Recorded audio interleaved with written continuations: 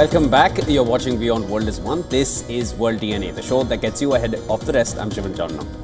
And I'm Hem Korsara, and on the show today, after Moscow and Kyiv failed to make headway towards an elusive ceasefire on Monday, the White House said that US President Donald Trump is open to meeting his Russian and Ukrainian counterparts in Turkey. Whether or not there will be a lasting peace that can be secured, that's of course something that remains to be seen still. Also on World DNA, the all-party delegation in India, led by Congress MP Shashi Tharoor, reached Brazil. During an interaction, Tharoor held a photograph showing Pakistani military personnel attending the funeral of a terrorist neutralized in India's Operation Sindoor. We'll bring you all that happened as part of this global outreach from the Indian side. This and a lot more lined up for you right here on World DNA. Let's start with the headlines. I'm sorry to say, with the support of your friends in China, took out the name. So there is not even a reference to the one of his sites. Conducted by India's all-party diplomatic delegation in Brazil lambasted China for supporting Pakistan in blocking references to terrorist groups at the UNSC, calls out Beijing for shielding LET proxy resistance front in the UN.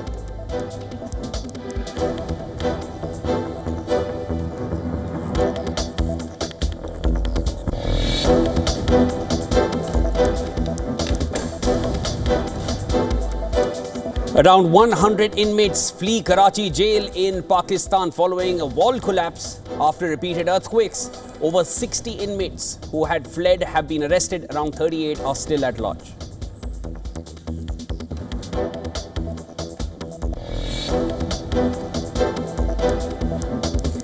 US Commerce Secretary Howard Lutnick voices optimism for a trade deal soon with India to avoid tariffs threatened by President Trump.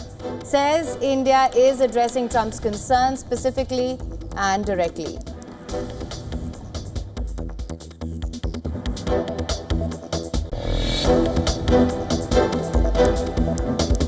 White House says US President Donald Trump is open to meeting his Russian and Ukrainian counterparts in Turkey after the two sides failed to make headway towards a ceasefire, but agree another large-scale prisoner swap.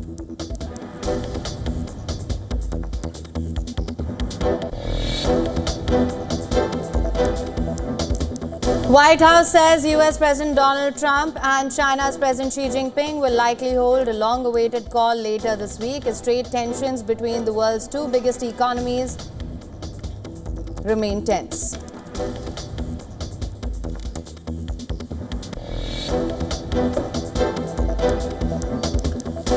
US President Donald Trump rules out allowing Iran to enrich uranium under any nuclear deal as Tehran defends its nuclear program, calling it peaceful pursuit of fuel for power generation.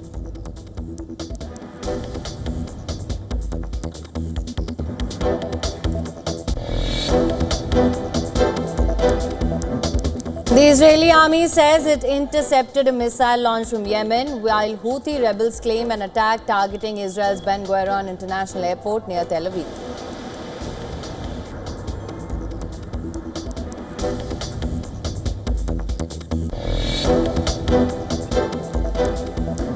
Polls open for South Korea's snap presidential election, with the country voting to choose a new leader after ex-President Yoon Suk-yeol was impeached over his abortive declaration of martial law, which lasted all of 6 hours in November last year.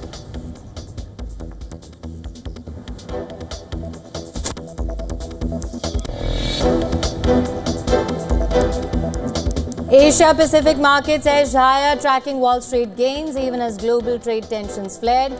China hit back at US trade claims. The EU warned of countermeasures over steel tariffs, and Japan and Australia saw modest market gains.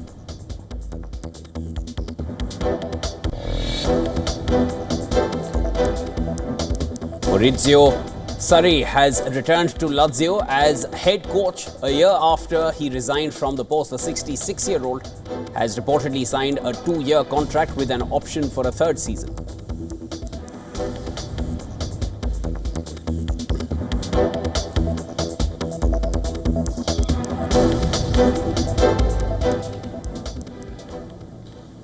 Now, the Israeli army says it has intercepted a missile launch from Yemen, while Houthi rebels have claimed an attack targeting Israel's main airport.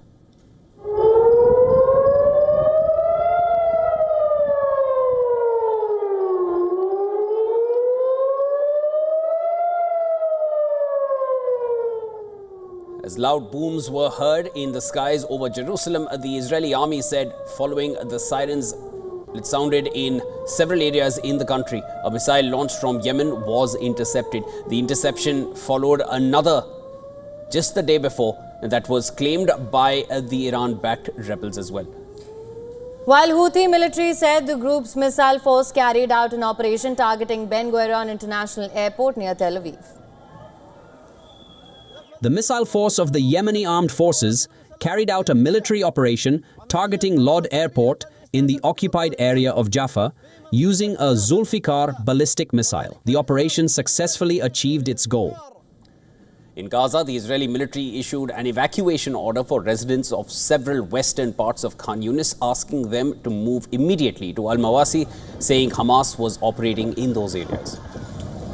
The military, however, noted that the order did not include Al-Amal Hospital. This is Gaza's civil defense agency said an Israeli strike on a home in the northern town of Jabalia killed 14 people, including 6 children and 3 women, in addition to more than 20 missing individuals still under the rubble. UN Chief Antonio Guterres called for an independent investigation into the killing and wounding of scores of Palestinians near a US-backed aid center in Gaza the day before. Gaza's civil defense agency said Israeli gunfire killed at least 31 people and wounded 176 near the aid distribution site in the southern city of Rafah on Sunday, with medics at nearby hospitals also reporting a deluge of gunshot wound victims.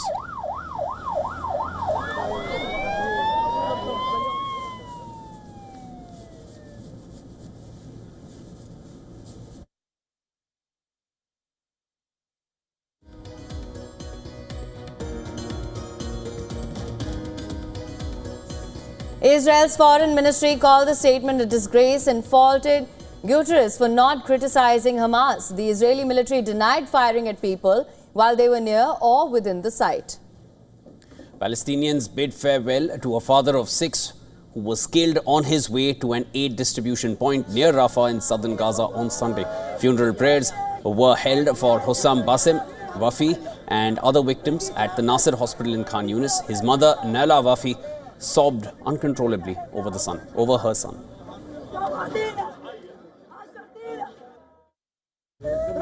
He went to get food for his girls. They were crying, asking for bread. He went to buy them a bag of flour.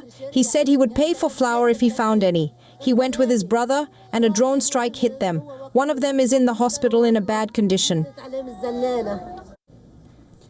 The health ministry in Hamas-run Gaza says at least 4,201 people have been killed in the territory since Israel resumed its offensive on the 18th of March, taking the war's overall toll to 54,470, mostly civilians.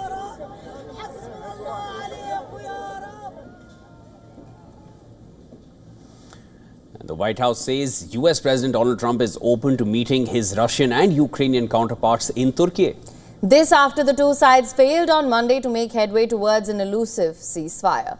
Turkey President Erdogan had proposed that Russian President Vladimir Putin, Ukrainian President Zelensky and US President Trump come for a third round later this month itself, either in Istanbul or Ankara.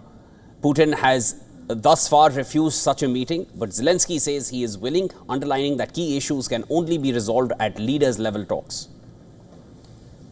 Zelensky says he expects Trump to take strong steps and has urged the US president to toughen sanctions on Russia to push it to agree to a full ceasefire. In Monday's meeting, Ukraine said that Russia rejected its call for an unconditional ceasefire. Russia said it offered instead a partial truce of 2 to 3 days in some areas of the front line. Ukraine said it would study a document that Russian side handed its negotiators, outlining its demand for both peace and a full ceasefire. But there has been no communication from them regarding their document until today. Only during the discussion today, Russians handed over its document to our delegation. Our teams will take a week to review the documents, and then we can coordinate further steps.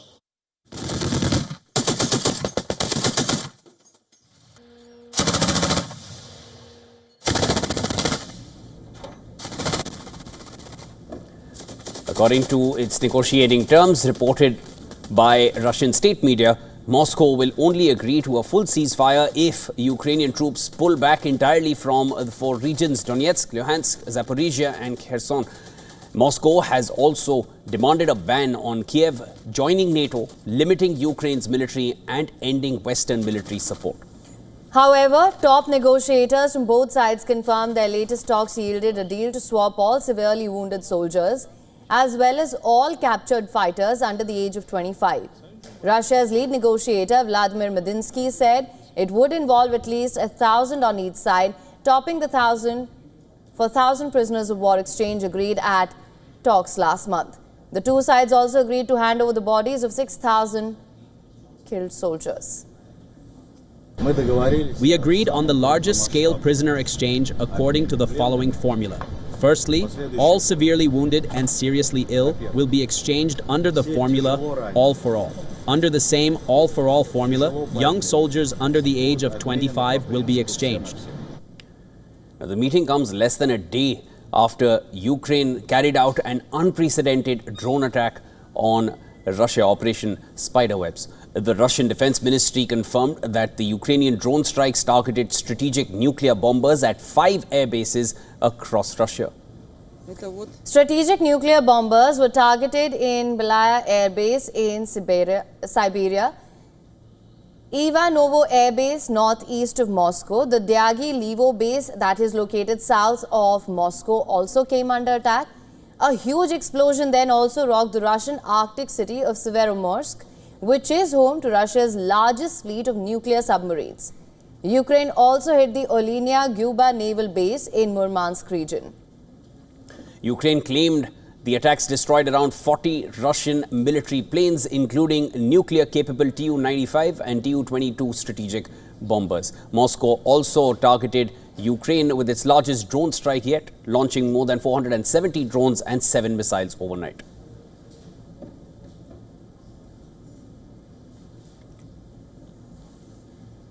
Now, Ukraine's drone attack deep inside Russia on Sunday raises big questions. How will Russia respond, and what trajectory will the war take from here?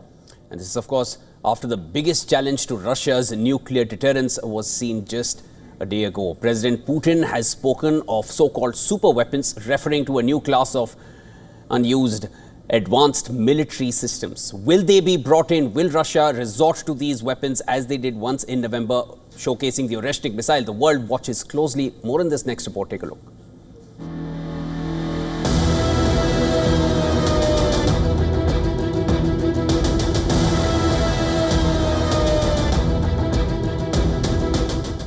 June 1. Ukrainian drone strikes strategic bombers at 5 Russian air bases. Over 40 planes claim to be 34% of Russia's bombers destroyed, some capable of even carrying cruise missiles. Look beyond the battlefield to the repercussions, the impact and wounded pride. All eyes are now on the potential blowback from the challenge to the Russian ego. Here are the 6 Russian super weapons that remain unused in the current war, but could redefine its course if deployed. Avangard is the hypersonic glide vehicle. The Burevestnik is a nuclear-powered cruise missile. The Zircon is a scramjet-powered hypersonic anti-ship missile. The Kinzhal is a hypersonic air-launched ballistic missile. The Poseidon is a nuclear-capable unmanned underwater drone. And the Sarmat super-heavy MIRV-equipped intercontinental ballistic missile.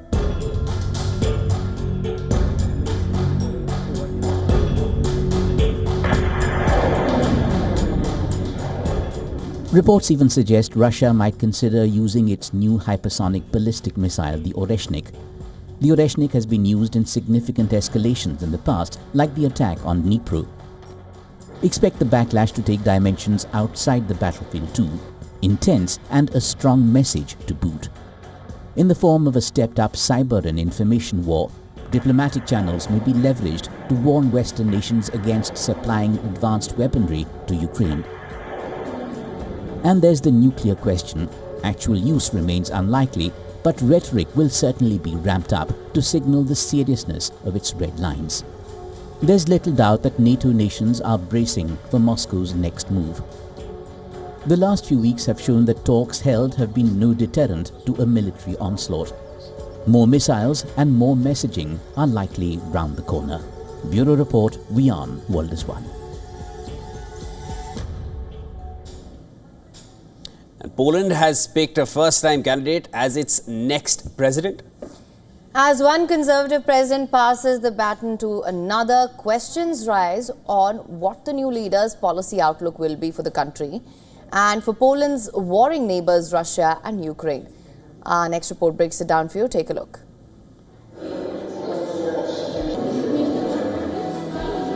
Poland has continued its tradition of keeping political power balanced. An intense runoff election on Sunday was followed by a victory of razor-thin margin for Conservative candidate Karol Nawrocki.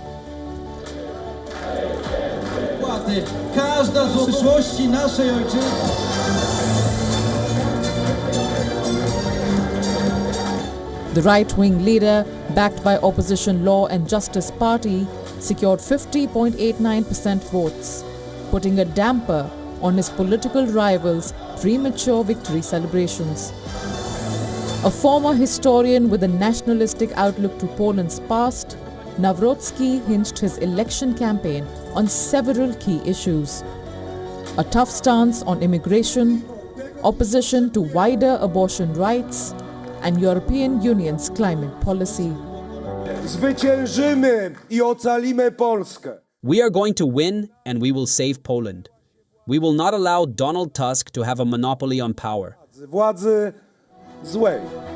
The Conservative leader rode to victory with open backing from US President Donald Trump. Such was the support that Nawrocki made time for a quick US visit in the thick of election season, complete with a thumbs-up photo at the White House. Even US Secretary of Homeland Security Kristi Noem made a special appearance at a Conservative Political Action Conference, backing Poland's now president-elect. Nawrocki will succeed incumbent Andrzej Duda, a Conservative leader himself who served as Poland's president since 2015. As Karol Nawrocki prepares to assume presidential duties, there are questions about what his election means for Poland's domestic politics and, more importantly, foreign policy. If there is someone watching Poland's political landscape closely, it is Ukraine's president. Volodymyr Zelensky was one of the first global leaders to congratulate Nawrocki on his electoral win.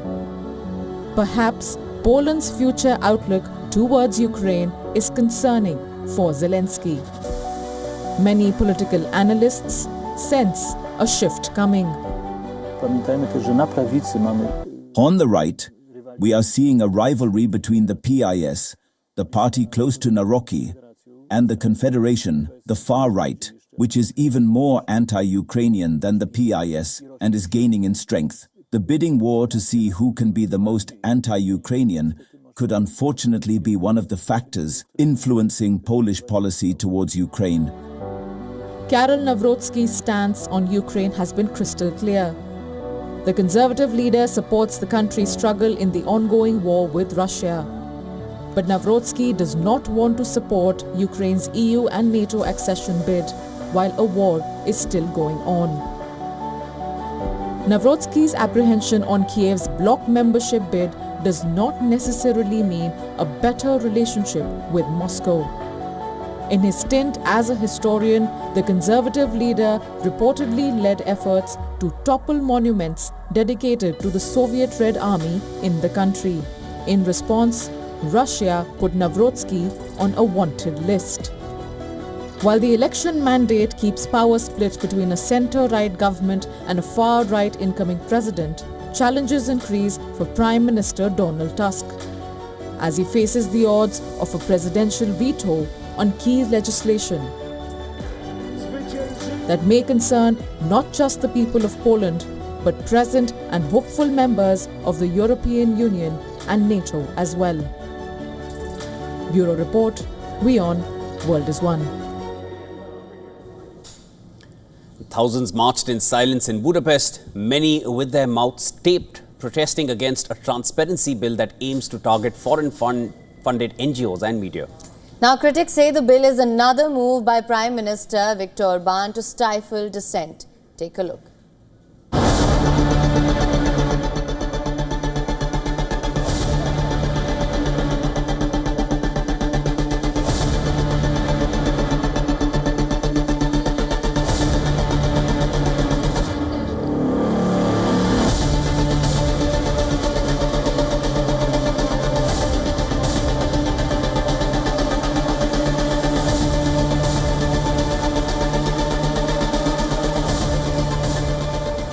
What I see is that the government wants to silence any media outlet that does not speak or write according to its liking.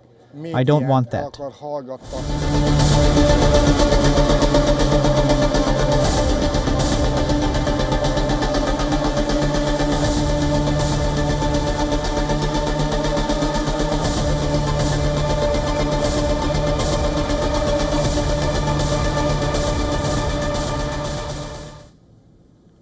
All right, let's shift our focus now. Sudan is in the thick of the world's worst humanitarian crisis, with children said to be the hardest hit in this conflict. The conflict in the country is into its third year already, and there's no end in sight.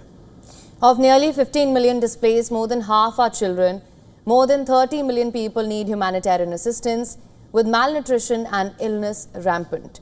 An estimated 3.2 million children under the age of 5 are projected to suffer from acute malnutrition in 2025. A UN report highlighted a 21% increase in grave violations against children in 2023 when the civil war in the country began. The report placed several entities on the blacklist for killing and maiming children and for carrying out attacks on schools and hospitals. Before the war, we had 7 million children out of school. Since the war, we have 17 million children who are not in schools. Again, if we look at the data before the war, we knew that around 3 million children are acutely malnourished. Now, since the war, almost close to 4 million children acutely malnourished. Child abuse has worsened since the outbreak of the war. Reports showed children have been forcibly recruited as fighters. Cases of sexual abuse and slavery have increased. We verified tens of cases of children who were forced by the RSF to join the conflict. Some of them have returned to their families and some were killed in the conflict. Many were kidnapped. The scale of the violence is large and scary. We need huge collaboration in order to prevent a bigger crisis.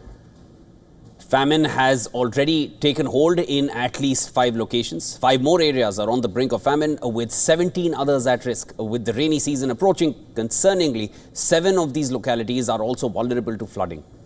Funding for life-saving services is critically low, threatening to halt essential health, nutrition, education and protection programs for children and families. UNICEF has appealed for $1 billion for its response in Sudan in 2025. That amounts to just $76 per person for the entire year. Only 26 cents per day to deliver essential support to those in need. Hopes of a way out of this darkness remains a far cry.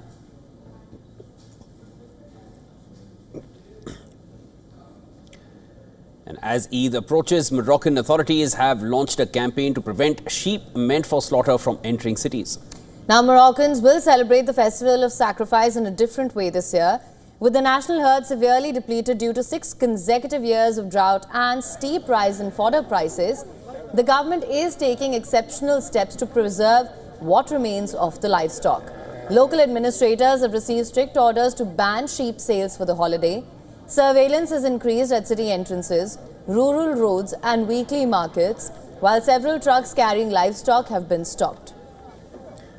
Regional governors have ordered the immediate closure of all informal sheep markets, including garages, shops and warehouses that were converted into temporary selling points as Eid approached. For a country where Eid sacrifices are deeply traditional, this has been a drastic measure. And this is not the first time Morocco has taken such a step. The Eid sacrifice was cancelled in 1963 as well during the Sand War with Algeria, in 1981 due to drought, and again in 1996 for the same reason. Each time the decision was linked to national hardship.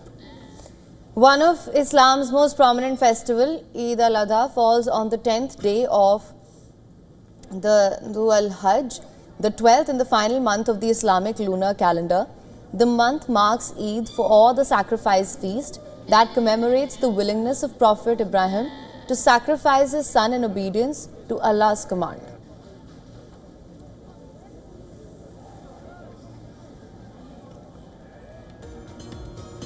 And with that, it's time now for a short break. Don't go anywhere.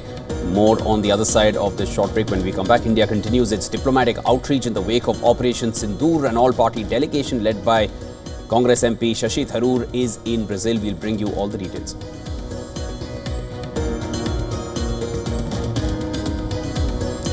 The holy relics of Lord Buddha returned to India following a month-long exposition tour covering 9 cities and attracting 15 million devotees across Vietnam.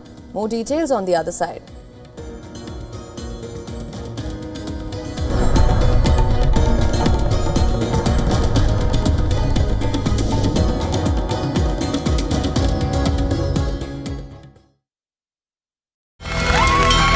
From the bustling trading floors of Wall Street to the vibrant exchanges of Asian stock markets, WION breaks it down for you to make sense of what's happening, as we reveal the key factors behind events, strategic battles, and the game-changing business decisions that shape the world. We bring you all of this and more on World Business Watch.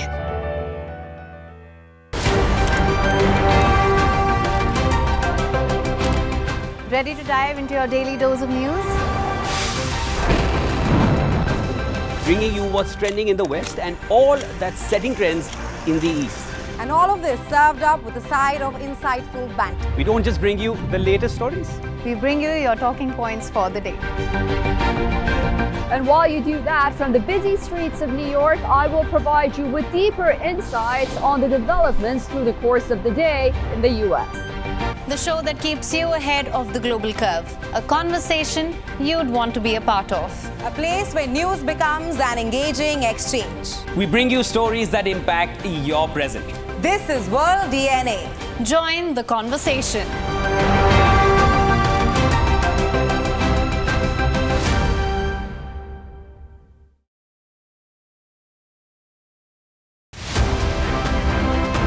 Ukraine launches its most audacious strike yet, deep inside Russia. Kyiv claims 40 Russian bombers destroyed in daring Operation Spiderweb just hours after Russia hit a Ukrainian training base, killing a dozen. Is this a turning point in the war? Could Moscow now consider a nuclear response?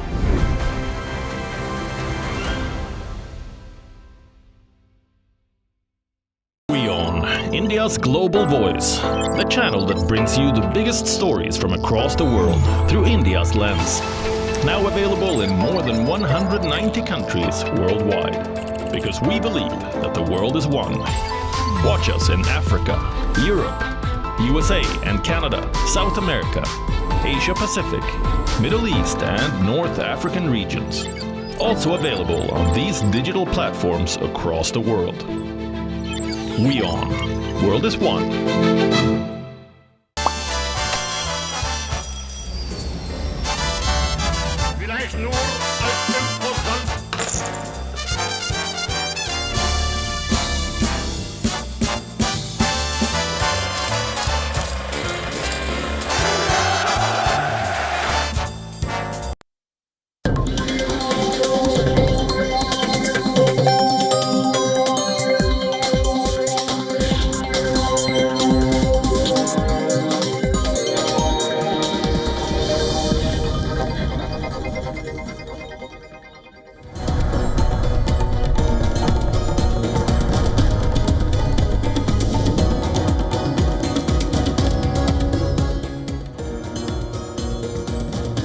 Welcome back, viewers. You're watching World DNA with Haim. I'm Shivan. Lots more to discuss. Let's start with the headlines.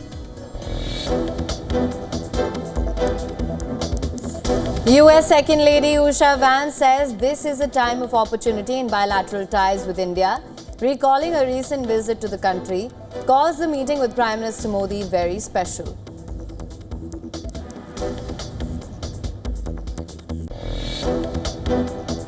I'm sorry to say with the support of your friends in China, took out the name. So there is not even a reference to the organization, one of his sites. India's all-party diplomatic delegation in Brazil lambasts China for supporting Pakistan in blocking references to terrorist groups at the UNSC, calls out Beijing for shielding Lashkar-e-Toiba proxy resistance front in the UN.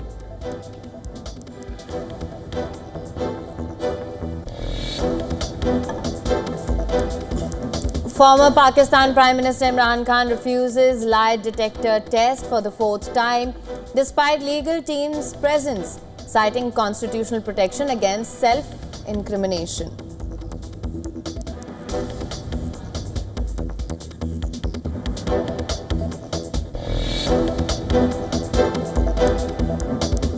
White House says US President Donald Trump is open to meeting his Russian and Ukrainian counterparts in Turkey after the two sides, Russia and Ukraine, failed to make any headway towards a ceasefire. But both sides have agreed on a large-scale prisoner swap.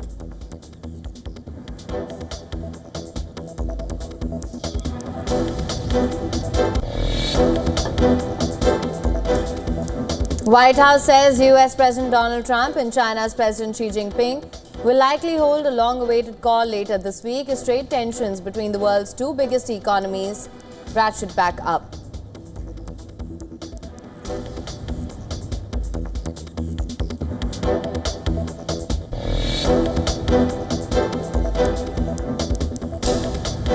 US President Trump rules out allowing Iran to enrich its uranium reserves under any nuclear deal as Tehran defends its nuclear program, calling it a peaceful pursuit of fuel for power generation.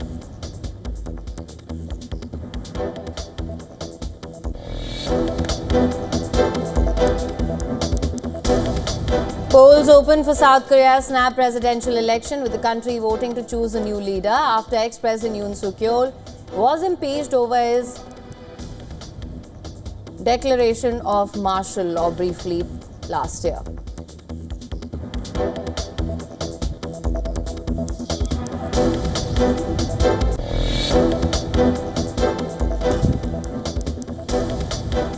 Steel stocks surged after Trump announced a tariff hike on steel imports to 50%, sparking market gains and global backlash. Europe warned of countermeasures while Trump touted a major US-Japan steel deal.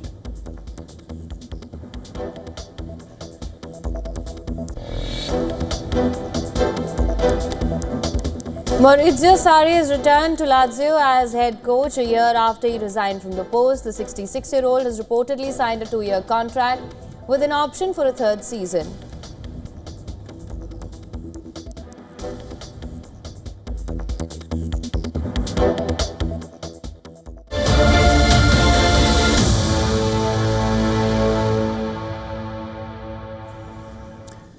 And India continues its diplomatic outreach in the wake of Operation Sindoor.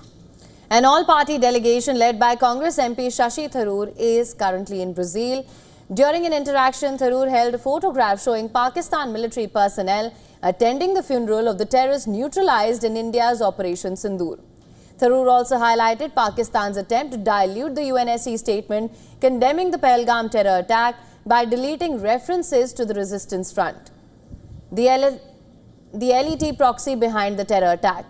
Tharoor also named China for helping Pakistan delete the reference to TRF in the UN Security Council. We have been reporting about the resistance front to the UN Sanctions Committee time after time. 3 times we've already given details. They claimed credit for the terrorist killings. The next day they repeated that claim.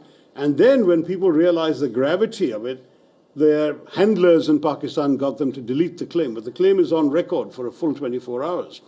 And what is deeply disquieting is when India encouraged our friends on the Security Council to mention the resistance front in the press statement that the Security Council issued, the Pakistan government, I'm sorry to say with the support of your friends in China, took out the name. Another all-party delegation led by NCP-SCP leader Supriya Sule is in Egypt, where they held a meeting with Egypt's Foreign Affairs Council. The delegation, which includes Congress MP Manish Tiwari and Union Minister Anurag Thakur, also had extensive interactions with Egypt's Senate Foreign Relations Committee and discussed the need for a global coalition against state-sponsored terror. The all-party delegation led by DMK MP Kanimori wrapped up its outreach campaign. The delegation met the Foreign Minister of Spain, who expressed support for India's fight against terrorism. Earlier, the delegation visited Russia, Latvia, Slovenia and Greece and will now head to India. Another all-party delegation led by Shiv Sena MP Shrikant Shinde is in Liberia, where they met with the Republic's President, Foreign Minister and other senior officials. The all-party delegation led by BJP MP Bajayant Panda will also wrap up its outreach tour. The delegation, which also includes AIMIM Chief Asaduddin Owaisi, will depart from Algeria. Earlier, the delegation visited Bahrain, Kuwait and Saudi Arabia.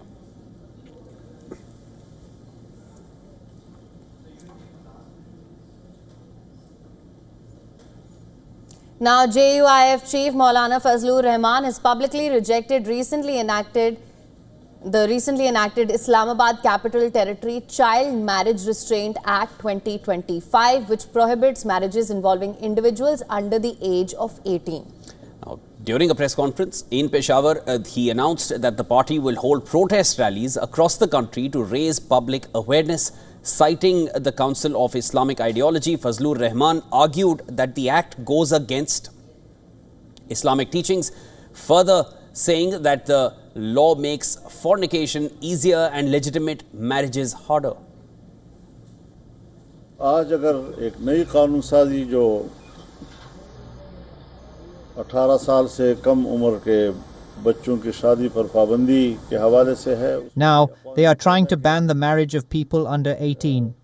The CII has already rejected this, and all ulamas and their parties have agreed that it contradicts the Quran and Sunnah. माना ये है कि हम अभी नौआबादियाती निज़ाम से निकले नहीं हैं.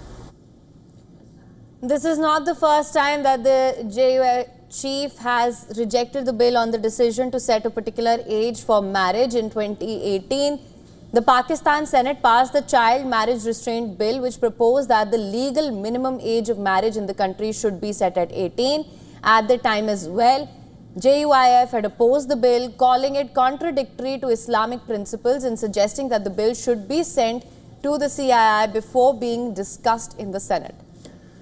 However, it was not passed by the National Assembly. Similarly, in 2021, the Khyber Pakhtunkhwa Child Marriage Restraint Bill, aimed at banning marriages of people under the age of 18, could not become a law. The JUIF plans to hold a large conference in Hazara Division on the 29th of June as part of its protest.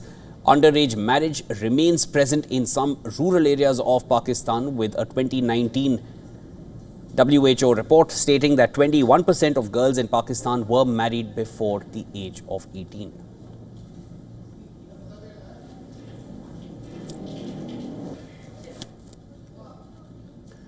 Following a month-long exposition tour across Vietnam, the holy relics of Buddha returned to India. The relics will be kept in New Delhi for a day and then will be ceremonially enshrined in Varanasi. Take a look.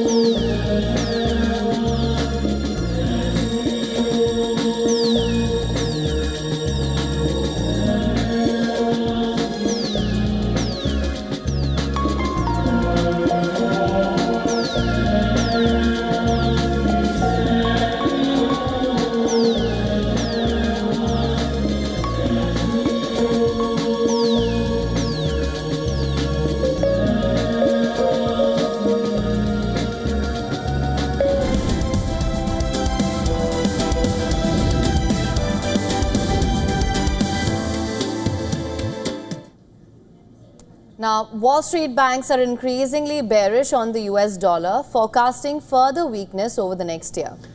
Morgan Stanley projects the US dollar index to decline by about 9%, reaching levels last seen during the COVID-19 pandemic by mid-2025. And this outlook is driven by expected Federal Reserve interest rate cuts, slowing US economic growth and heightened trade tensions under President Trump's policies. JP Morgan Chase and Goldman Sachs also anticipate continued dollar depreciation, citing risks from trade disputes and shifts in global investor sentiment. Recent data shows the US dollar weakening across major currencies in the group of 10. The Bloomberg Dollar Spot Index fell 0.6%, nearing its lowest point since 2023. This comes amid reports that the US factory activity contracted for a third straight month in May. Meanwhile, the British pound is approaching a 3-year high, boosted by low trade tension risks and attractive carry returns. Additional pressure on the dollar comes from potential US tax changes targeting foreign investors, which could discourage investment in American assets. Goldman Sachs model suggests the dollar is about 15% overvalued and likely to weaken further as global portfolios reallocate.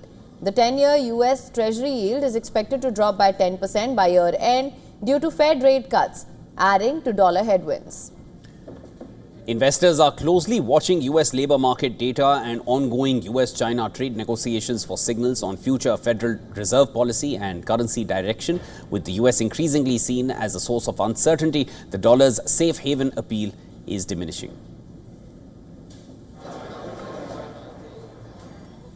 And for more on this, a correspondent Susan Tehrani has sent us this report from New York. Listen to this.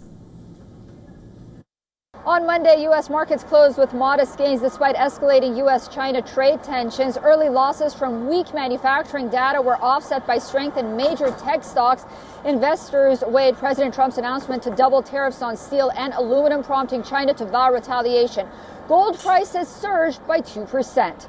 Susan Tehrani reporting from New York for WION World is One. And as India's economy gears up for a potential leap on the global stage, markets are bracing for a month packed with high-stakes triggers. From policy moves to global shocks, June could redefine momentum for investors. What's brewing beneath the surface? Here's what could shape the direction of Indian equities in the weeks ahead. Take a look. As India inches closer to overtaking Japan to become the world's fourth largest economy, its equity markets enter June with cautious optimism. Experts say, despite recent consolidation in benchmark indices, the overall sentiment remains upbeat, supported by strong macroeconomic fundamentals and resilient earnings. With GDP growth for Q4 FY25 coming in at a robust 7.4% and full-year growth settling at 6.5%, India's growth trajectory is proving resilient in a complex global environment. Experts add that markets are expected to remain range-bound in early June, but could tilt bullish if key triggers fall into place. Global brokerages remain bullish on India, citing favorable demographics, improving productivity, and reforms-led growth as structural positives. The coming week, and indeed the month ahead, will be crucial in setting the tone for the broader market trend, especially with a key Reserve Bank of India policy decision on June 6th. A potential 25 basis point rate cut could provide a further boost to rate-sensitive sectors. Alongside this, monthly auto sales data, foreign institutional flows, and global economic signals, especially from the US and China, will be closely tracked. Corporate actions including ex-dividend trades for majors. Blue chips will also influence short-term movements. Geopolitical tensions and fluctuating US tariffs are expected to keep global markets on edge. However, steady domestic inflows and optimism around monsoon forecasts could help cushion any volatility. Overall, June promises to be a defining month for Indian markets in a globally recalibrating financial landscape. Bureau Report, WION World is One. And for over a century, astronomers believed our Milky Way galaxy was on a collision course with its neighboring galaxy called Andromeda. But now a new study has revealed new facts about our galaxy. Using data from NASA's Hubble Space Telescope, a team of international astronomers have discovered that a head-on collision is far from certain. In fact, chances of direct merger between the two galaxies within the next 10 billion years now stands as low as 50%. A team led by scientists from the University of Helsinki ran a staggering 1 lakh simulations.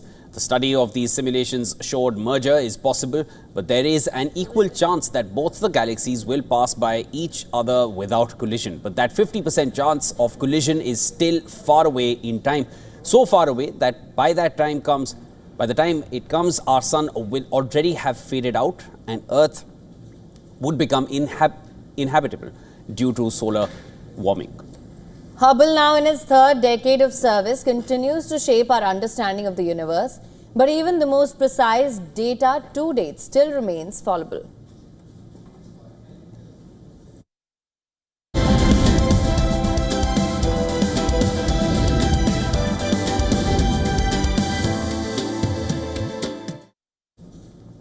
All right, on to sports now. 22-year-old French woman Loe Boisson has caused a massive upset at the French Open. The world number 361 stunned third seed Jessica Pegula to book her spot in the quarterfinals. Boisson, who received a wild card into her home Grand Slam, had already beaten Elise Mertens and Annalena Kalinina on her way to the fourth round. She didn't have the best start against the 2024 US Open runner-up. Pegula broke her 6-4.